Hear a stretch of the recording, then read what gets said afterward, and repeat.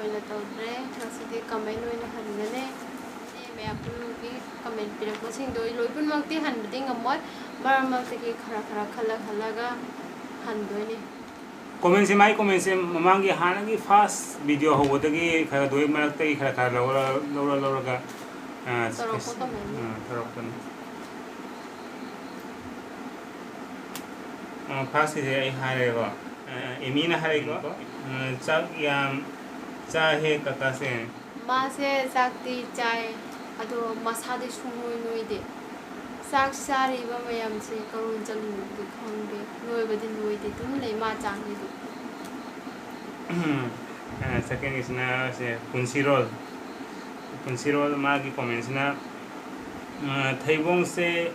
inaugi husband ga inauga punna chaminaradi hena yengba nuai doni ai di tasengna habada ai thebong se ai di chare habda kola nik tang di sai yamna chaba ngamde ani khak chabudu sabanina adu boktai khangwa ngamde madi thebong mapumani ja ai mana thebong chabudu ga aina kokhui gang thebong sang ngamde thangdi dum chakjai su ada thebong ni ma yam pame aduna ai di pamdabani ai di chade mana Mrs. G it's now my comments na hello my friends nice I enjoy watching I na thank you Deepa Singha blogs mana hai se thongba haitaba akoi di sum dance comedy and daily blogs dum sembana phare miyam na nusina sum subscribe taubi rakjani hai Magi se amta kanta biwe hai kanta adi mai koma kan subscribe am di hai do magi dum da teng kong biwe na maming kare Deepa Singha blogs magi do siga ha kana da hafi Deepa Singha blog mayam eigi channel eigi subscriber mayam magi channel da changaga mayam punna amta magi channel da support taubiu subscribe taubiramo masu anoba subscriber amane video da hafcharamge magi no magi link do eigi subscribe do link hafcharamge video da so hafke magi do changaga mayam jengbiu jari bongi masa jari bongi de sina kasar ningol nang de chahodro theibong na ai ti thebong cha de adugi numit mangon da thebong ani aina bazar numit khudinge gon da hai nang thebong lero thebong thabak ta chatpanina thebong leibodo mathoi maki matam do phangde gon da aduna nong ma kai thoga thebong se leiraga thamane numi kai thokwa numi to khoi bubo ki naran puja thoe adugi numi to ina thoi maki magi thebong leiraga thamamane ai de mongon da hai ba ai handa chegi thebong cha de jamna thamme da ani kadang thambiramo ina adu ama khabo thambiram de loi cha thome a thebong ani ma loi cha thogal thamame nungalaga phadi adigi hadakko ama khakti yaram dreba ko haidi pumbana taba haidi chabada chamba amaduna thumme amaduna chamme macha khatang oibudo aduri khara chamme na haiba ai fast thebong charu su ama sa madu cha ya de hana ma thebong ani jaga honna bane ba ama su dum pomame aduna ya na ma cha da saking ni su pomame fast ki dum pombana taba khoi gi thebong no chamba aduna ma pumme na laure ba thebong se na cham mukti cha khanja bane ba oi thebong sa ba sathina pame ai ding amde magi manam da tabada oina sabana helle honna Nui amana se Digimon gaming and blogging my comments na mind blowing punishment सच में next level कोई ना एक बार try करना जीतने के लिए ai sundu thona ai kariana haga da moi kangde challenge di pamme ba to bo da hekta hari ai cha bangam da ba gira na kari gina dei khangja bangam dre ngamna badi phana kanna di phana jabani ado la sening de hekta hari ado mayam ai ngamna badi phana rake mayam ai gi tamok da supre dabyo ngamna ba gi ana sina simple plate my comments na ki home se yam haudori mali punishment cd masak phajat hoye ado no me ke punishment da aina di khanja bani ba aina mongon da punishment ni mongon doi no pige na last ending day I go do ina tare punishment je I isagi planning ne mangona je ke am tang de pina ba je ke adu ngam gidre I wena je pa tare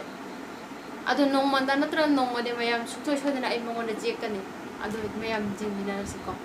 andu ko RK Madam lyrics my comments na che 1K yodore support thank you support taubiu jodi jodi amtang haji phodi yobang amde 7 masai ke ano 771 oi gare hana ke ano 775 oi ramane aigi subscriber se akumu loina thokre kana karam mano thui se du sui khangbang amdre mayam kari pen da ba kari nungai da ba leibagino ai gona subscribe to romaga dugi matung da thong na chapi gi se mayam nungai da ba jaro di thok ting ai da amta haibiramo aigi asoiba jaw ko bata su gona haibiramo amtang di comment da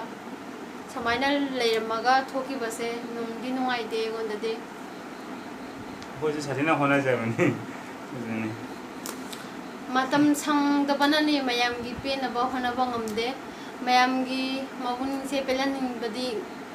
ngam ni habdi mabun se pelaning bani ado matam do sang da banina pelan do ngam khite mayam na sa saro chaning pijening bodo haibiro ngam na ba sum chajarake इसना तखेल की मिंगसेल माना है साबदी नोई नुपागा challenge का तौरनो है adu langani amtang ni mongonda harian je mayam changda gonda support to amtang ni mongon amtang ki harian je ma sak chumjam chagera ai chutang chara su ko amtang ni mongonda harian ji ba इचन KH pork chara o taura o mathang di hoi ai charake le ai taseng ki habdi ko ai ok se kaya di pamde ai ok muda ai jeno na pame adu erego so mayam habdi charo hairabanina ai charake ba mathang ki no silence ki wani hoi laika sir fungloi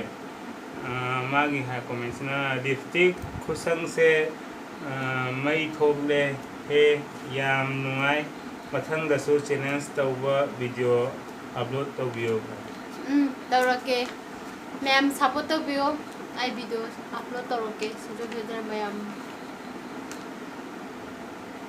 Suba kitchen Manipur mana nice couple nice mukbang hai thank you Vidya eating show sister channels ngamdrabo hai ai numitu de ngamna badi hona sabane ado ngam khidre ado mathang de ngamna badi sunjo no honara kane ma'am support to bole pi gano support to bi gonda mathang isna kaino naubi mangan mana haisna akhomia haise kari loan oibirabano hais sidi asamgi maroni asamis ki maroni asamis hai akhomia se asamis ni sina kaino gojen soro kaibham are you Nepali hai no ai Manipuri ni maiti asing ba konseng duplicate kana ti ko konseng ni pure sa asing ba thoibi wahengbam kari lamda leibano yum palabro kaida pange hai ai yum pale aigi asing ba aigi leifam di hatai dane hatai bon kowe hatai gine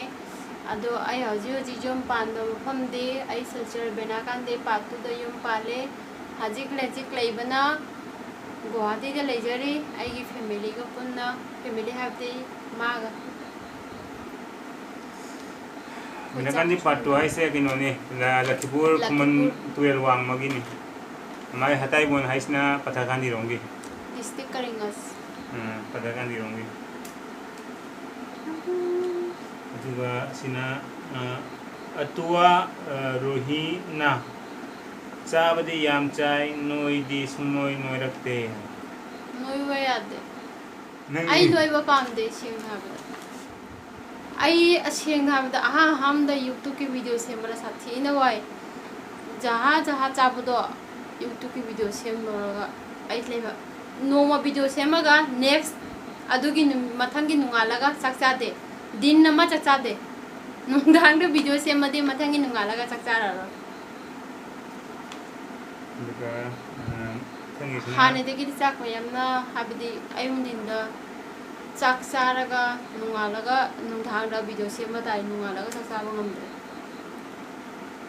mathangi sina kino prem chandra nongkhongbam magi comment se nupi haiba jiba se fajana saba jatni masina ni nupi suning daba mayamna nupa paisa paiba thiri se magi nupi do thabok suning amoi magi nupi do saba da pharamgane aduna ni hairi se nupi ama khangna chaba pharaga nupi tara mak chendhabududi adudi langani aduna nupa bu oiro nupi bu oiro magi mabu asan ba chaja bane chaja sanu jidin saba lepa numito thabo amta suba ngamoroi mapangan amta yauroroi magi achabudo sanmanagi mabu ki asan ba chaja bane chaja sanu aduga kanana athing ba habidi hahening de masi jamna chai habado abem pisak devi icha se kari lamdagi no gotol atekpa thongba amukta di charau phana yame hai rise amukta charakte nangdi amukta charau mayam ima ai sengna habada gotola atekpa habase kari potno ai semak ai khangba ngamde aduna mayamna akhangba yauradi gotola atekpa habase ase karino amta haibiro ai sengna habada ai koigi gotola atekpa habase ai sengna habada ai khangde aigi sigasu ai akhangba mayam aigi ibok singlei pu singlei indom cha singlei moidu loina hange moisu khangde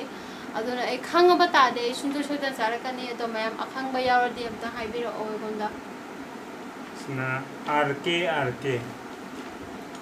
my comment se chak kuto to khara semdo uwa nangge mas mai tra sino to to ekha ga disra semdo hai aduro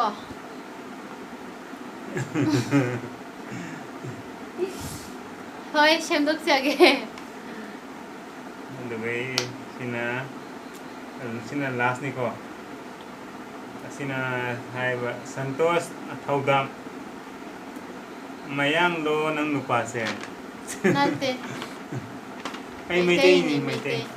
mase kuchu khara mu do na mase mayang man man mujara sura sile bini ba chelo adudi mayam ai swai da loisallage mathangi video namo phangnarasi mayam na aigi subscribe tormaga thoki bodo ado khak numaite thoktingai da nuaitaba yauragadi haibiramo ado khoisu hana wana honajabane do honabudo mayamna nuaitaba yauradi gonda haibiramo thoktingai da samaina jawramaga thoki bodo aisu bakhan nuaite ado mayam aigi video se full support taubiu mathangi video da mu phangnarasi bye bye adu mayam khoina se comment pari se comment se khoi ngarang dagi khoi id honari ni ba comment se kage pane na khoi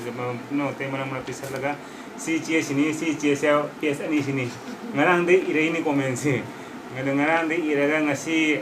matam se phang de ba ngasi ahing pung baro tare ba adu khoi se nong pung baro tare si se khoi res biang ngasi gi dia si comment dia video ate gana comment se pabo ya tawra na tawboni ba se ai matam do sang de ba khoi adugi hari dinduma jumda leiraga tawbodo bataradi ayoni nindu su dum semba jai sanda da su sum semba yai aina thabak sapanina halaga chak ising charaga dui hajik tawrogi sini boduna matam do igona yamna hadi wae ba matam do phangbodo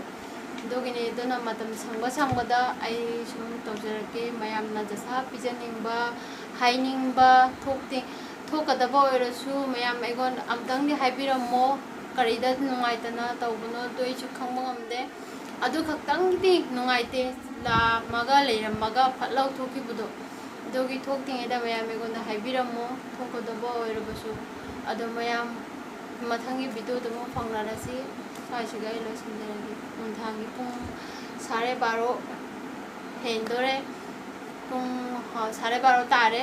aduna mathangi video do phangnarasi bye bye Bye bye ma'am.